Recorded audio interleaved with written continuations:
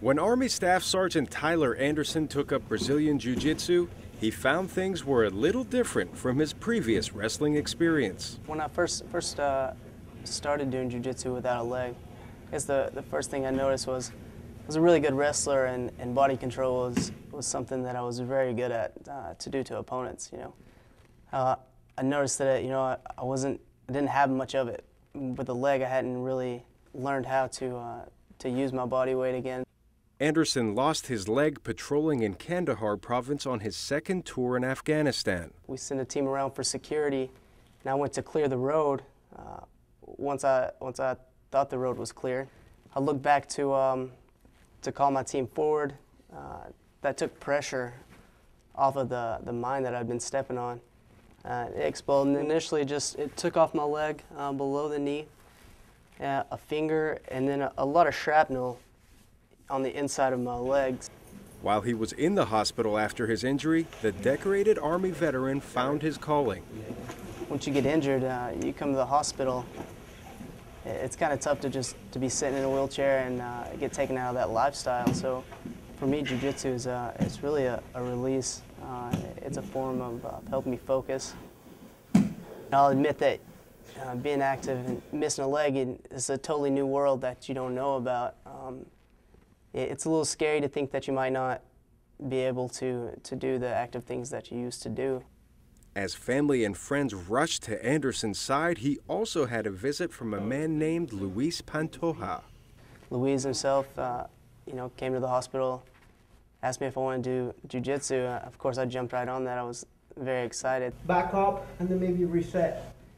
It's guys like him that give us the opportunity to take the time and want to get in there and show us that you have a disability, but you can still do the things that everybody else does.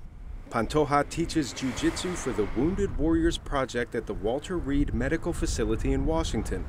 Injured American soldiers come to rehabilitation centers for treatment. I've been working with Tyler for over 6 months, and he's a very dedicated student. He picks things really fast, and it's actually very satisfying to see, people improve overall.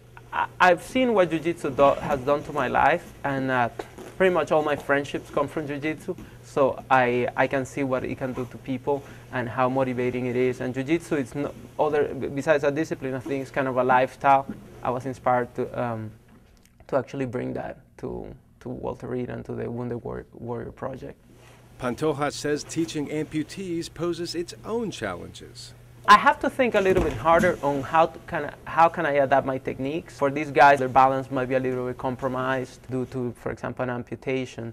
In fact, Pantoja says he has found his classes are as much for the teacher as they are for the students. To be honest with you, it's not just me teaching them. I learn a lot from them, and we kind of throw back and forth ideas. So it has actually made me grow as an instructor, as a jiu-jitsu practitioner in general. I've learned a lot just working with these guys. Pantoja's friendship and teaching helped speed up Anderson's recovery. He has learned how to use his new body and continues changing with the world around him. The Purple Heart winner says the message is simple. Really, the biggest thing is just get out there and do it. Just don't give up. That's about it. That's all you can do is just keep on. Arash Arabasadi, VOA News, Washington.